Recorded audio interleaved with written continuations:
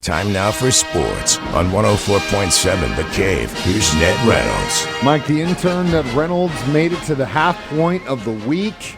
Thank God. All right, so we're in the ALCS, NLCS last night. Another dandy. This is a dominance by the Los Angeles Dodgers that is good and bad, and I'll tell you why in just a split second. Good because the Dodgers are pretty good. They're the reigning world champions.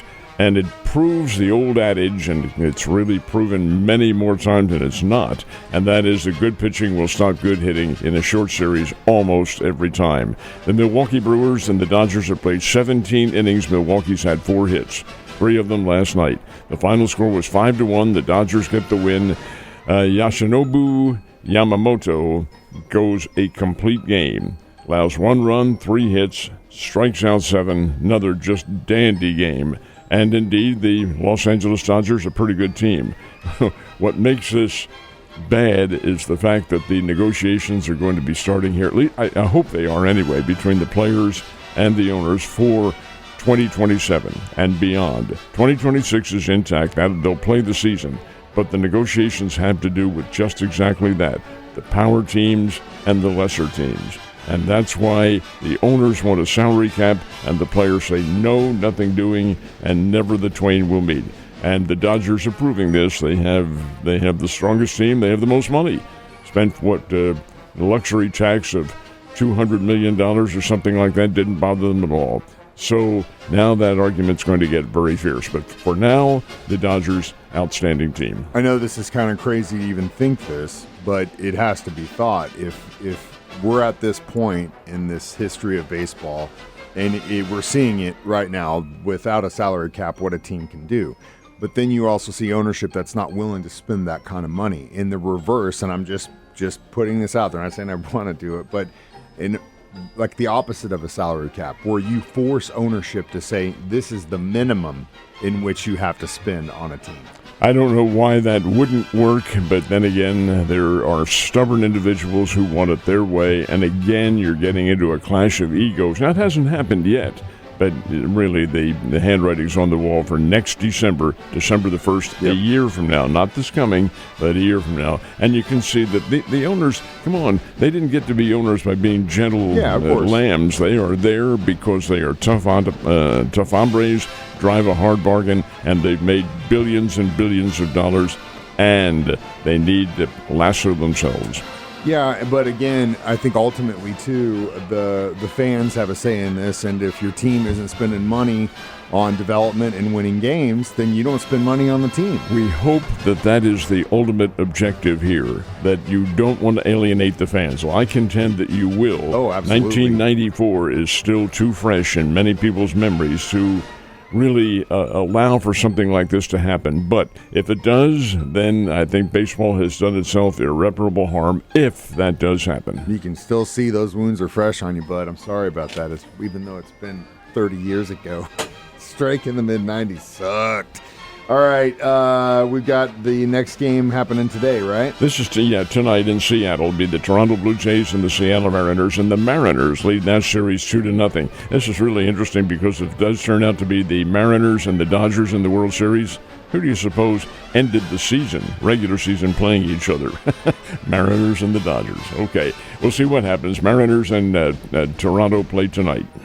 And the day before yesterday, we got a chance to discuss the college basketball rankings and where some of the local schools were on it.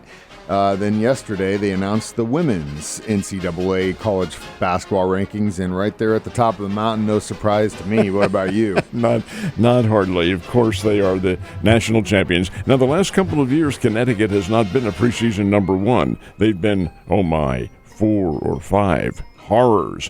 Well, they're back at number 1. Connecticut, number 1 choice, and why not? The Lady Huskies, Gino Auriemma's team is located as the Fudd, who is a holdover from their years of glory. Sarah Strong, had a great freshman year. This is a very strong basketball team. They've already played one game, an exhibition game, and beat Boston College 84-67. That'll be the nature of what Connecticut's able to do this year. They are a very strong team, and they are the preseason number 1 in women's college basketball. We did have some college football last night, which I really like these midweek games because it's giving me something to watch, but it's really nice that Conference USA and the MSU Bears are involved, and we can kind of have some interest there. It is indeed, and these were 2 Conference USA games last night. There will be 2 more tonight. The Bears won't be playing. This is their bye week, so they're off until next Wednesday, a week from tonight, when they go out to play New Mexico State in Las Cruces. Well, that New Mexico State team played last night, and they played in Lynchburg, Virginia against Liberty, and almost upset the Liberty Flames, but now almost doesn't count. New Mexico State had a lead late in the game of 27-20. Well, Liberty came back and scored a touchdown and got a field goal. New Mexico State had a chance at the gun and missed a field goal. Liberty 30, New Mexico State 27. New Mexico State's going to be a load for the Bears next Wednesday night. The other game was a huge upset. Florida International, which was heretofore thought to be a weak sister in Conference USA, goes to Bowling Green, Kentucky, and knocks off Western Kentucky 25-6. That's a big surprise. That's the first conference loss for Western Kentucky. You know, they beat the Bears here in town, and now Florida International knocks them off. Florida International will play here in Springfield at the end of October on a Wednesday night. So the scene and the plot thickens. I still believe that the Mizzou Tigers, if they had a healthy wide receiver core on Saturday, they probably could have gave the Tide a run for the money, but that was not the case. But I still think their chances of being in that 12 are really good. They got to get a win on Saturday. Well, that they do. This is a very big game for them. I contend I'm going to disagree with you just a little bit. Yeah, there's always going to be a moment in the game, but I really feel like if Missouri had played a tougher schedule earlier in the year, that they would have been ready for the likes of Alabama. Alabama's not as good as they have been, but they still won. All right, this time the Tigers are going on the road for the first time this year. That's right. Here it is, mid-October, and they played all their games at home. What is this? All right, still, Missouri will go down to the plains of eastern Alabama to play Auburn. And Auburn, while they are not a great team, they do hit hard, and they are a Southeastern Conference ball club that's pretty doggone good. Almost, well, they had Georgia on the ropes last week, 10-0. Georgia came back to win it. But in this case, Mizzou is a 1.5-point favorite over Auburn. That's a Saturday night game down in Alabama. And as far as the Chiefs are concerned, oh my, 12.5-point favorite over the Raiders. My goodness sake. Are the Raiders that weak?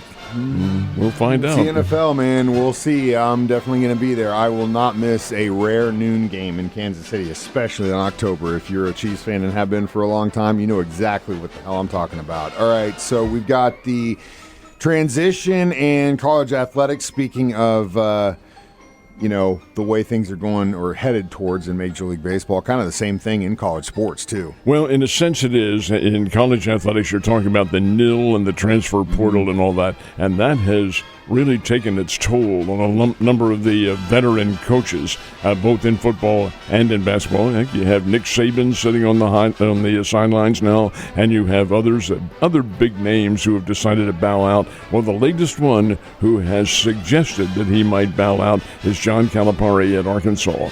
He told the Southeastern Conference coaches yesterday that unless this whole system undergoes some altering right now, he doesn't want to be around to be a part of it. He said it's all wrong and they need to correct it, and you can say goodbye to him if this is to continue. Well, there is some thought that it won't continue, but we'll see what happens in the future. It's such a complicated thing. I mean, I get every angle from this argument. You get the angle that want players that want to be stars on other teams, but you also get the argument that how can you develop teams if you get players leaving every 6 months? It's crazy, and I don't blame most of those coaches because they're just going, this is an impossible job. So I definitely, no matter what side of the argument, agree with that. Ned, have a great day, and I'll see you tomorrow.